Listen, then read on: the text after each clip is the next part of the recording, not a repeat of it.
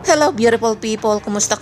Happy Sunday everyone. Ayan po mga kaibigan, share ko lang po sa inyo itong kakaibang hayop. Ang tawag po nito apa sa mga kaibigan. Para siyang giant na daga na para ding hindi ko ma-explain kung anong klaseng hayop siya.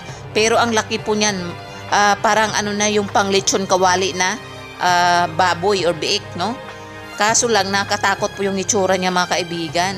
Pero hindi siya takot sa tao kasi binuksan ko na yung ilaw, hindi pa rin umaalis.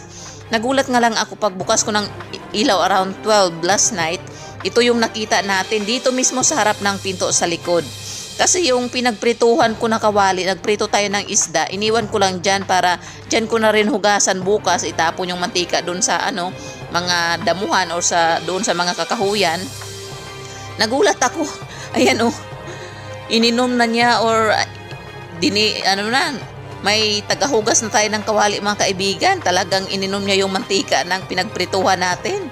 Grabe, ito palang hayop na to ang tagalinis nung yung pag naglagay ako ng pagkain doon sa banda sa garden area ko.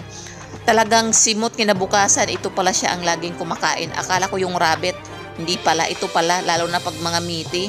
Ayan. So yeah, nagpakita na naman sa atin ang ating wild friend. Siya yung tagahugas ng aking mga hugasan.